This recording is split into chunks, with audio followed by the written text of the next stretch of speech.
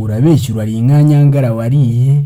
Kera ndabyibuka tukiri abana bato babatumwa kuzana amazi ku isoko, hari ubwo twabaga tuvuye nko gutashya nk'ishyamba rya Pinusi. Hanyuma ariko umwe akaba yacunze mugenzi we arangaye mu gihe twese twaguje turi aho ngaho, akabateruye nk'inkwi nziza akazishyira kuze. Ubwo rero nyiri kwibwa yabimenya ariko ntabashe gutahura nyirizina umwibye. Ubwo ukajya kumva arihandagaje ati urabeshya uzishyura inka Nyangara wariye. Iyo nyiri kujyana inkwi rero z'abandi afashwe, usanga yariza akikurunga nkaho azi ko izo nkwi arize koko. Ariko umwanzi ibingibi ari bya kera cyane. Reka turebe amambere mu kiragano cy'aba.com. Burya rero ngo kurya ni ukwishyura, kabone nubwo waba urimo kureba udashaka kwishyura. None se waba wibutse ukuntu ujya waka umwenda kuri mugenzi wawe, ariko igihe cyagera cyo kwishyura ugasanga rimwe na rimwe urimo kumva utakishyura kuko ubona ibibazo ari byinshi, kandi ugasanga ahubwo rimwe na rimwe waranabyibagiwe ko watse ideni, ariko umutima ukakuburya ukumva warira iyo ubonye aje kukwishyuza.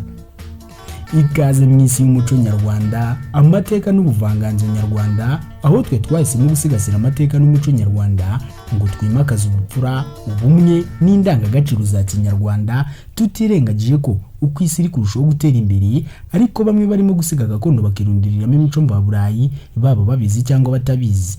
Umuco ni ururimi, ururimi ni umuco. Ese mbibutse ko agahugu katagira umuco gacika. Singaye wavuze ko utazi yava atamenya niyo ajya. Mbahaye ikaze banya kugira Imana. Muraho ariko.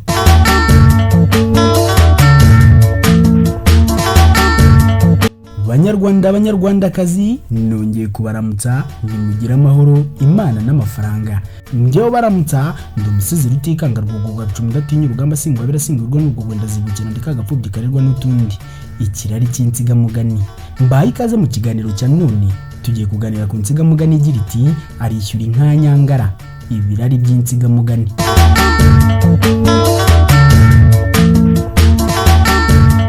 Ndakwibutsa gukanda subscribe wowe duhuriye hano bwa mbere.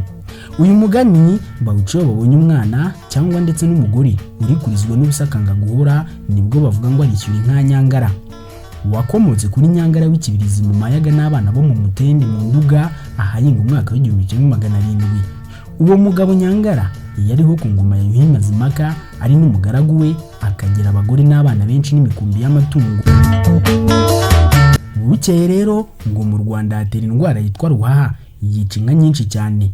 Nyangara abonye inka ze zifashwe n'iyo ndwara ya ruhaha, zipfa umusubirizo, akajya zigura imyenda y'amasuka n'ihene n'abahinzi. Abonye hasigaye ingerere rero ajya kwa Mazimaka, amusanga ku ijuru rya Kamonyi kumubikira ko inka ze zashize. Nuko Nyangara arazinduka no ku ijuru, asanga Mazimaka yagiye kuhira inka ku ibuga ryari hagati ya Kamonyi na Gihinga. Arakomeza amusangayo, bararamukanya. Mazimaka amubaza amahoro yo ku mayaga. Nyangara ati ashwi ntayo, inka z'amayaga zamazwe n'indwara ya ruhaha. Mazimaka ati si amayaga masa n'inumuko. Amwereka inka ye y'indatwa yitwaga Nyagahuza. Aramubwira ati nturebe uko imeze se? Nyangara ati koko ndabona imeze nabi, kandi ibaye kuriya rwose ntibigikize. Maze yungama ati kandi nanjye narinje kukubikira inka zanjye ko zashize, nsigaye nipfumbase rwose. Baruhira inka zikutse, maze bajyana imuhira. Bakiri mu nzira, Nyangara aramubwira ati nazinduwe no kukubikira inka zawe, none rero ejo nzataha njye guhamba izisigaye. Nduzi ko ari uguhamba kuko zitakibona abazigura.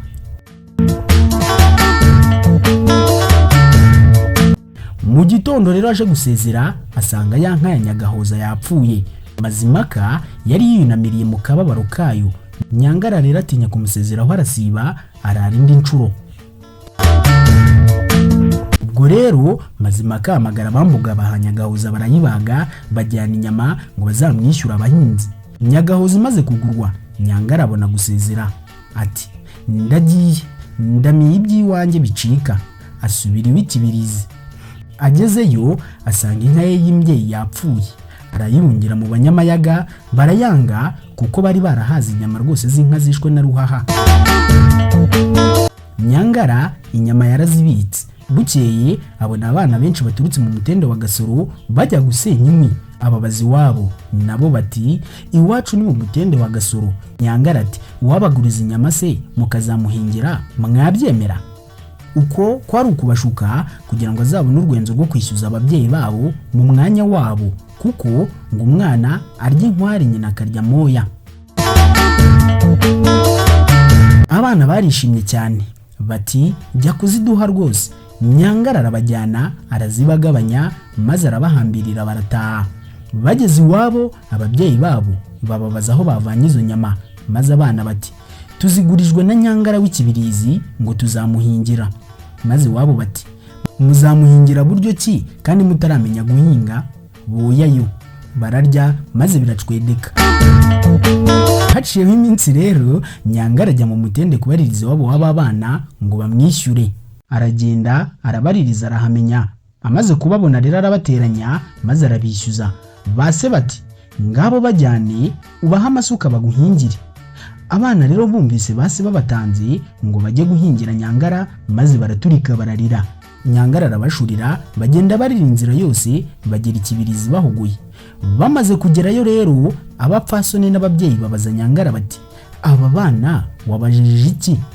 Undi ati nabavanye iwabo ngo baze kunyishyura inka yanjye bariye, baza barira inzira yose.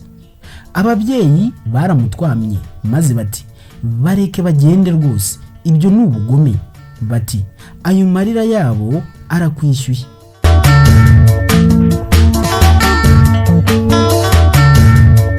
Nyangara arabareka barataha, ariko bagenda bakirira inzira yose.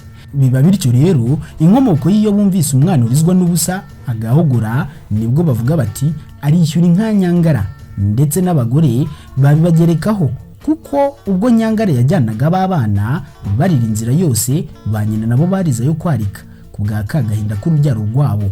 Ya nka ya Mazimaka rero abambogo nabo bariye bakomeza kuyishyura bamuhingira ku ijuru rya Kamonyi. Amaze no gutanga babashyira urugo rw'umuterekero rukabamo umuja, abambogo bakamuhingira. Byagejeje mu mwaka w'1927 maze bigarukira aho ngaho, ubwo umuje Nyangore wari muri urwo rugo rw'umuterekero wa Mazimaka amaze kurongorwa n'umuhungu witwa Kabarisa wo mu Marangara. Bitewe n'ubukristo rero ni naho urugo rwo kwijuru rwagarukiye. Abambogo bareka kwishyura Nyagahoza, ariko rero nabyo biracyibukwa cyane. Iyo babonye umuntu ukoreshwa gahato kataretsa baravuga ngo aracyishyura inka Nyagahoza, naho abana baracyishyura inka Nyangara kuzageza ku mpera y'isi. Kwishyura inka Nyangara ni ukurizwa n'ubusa kw'abana, ni ukwishyurira gahato. Ngayo nguko rero ndabashimiye bakunzi b'umusizi Rutikanga. Ndabibutsa gusiga igitekerezo cyanyu aho ngaho muri comment box, ndetse kandi musangize bagenzi banyu iki kiganiro. Mukomeze mwande ibiganiro nk'ibi nakagaruka.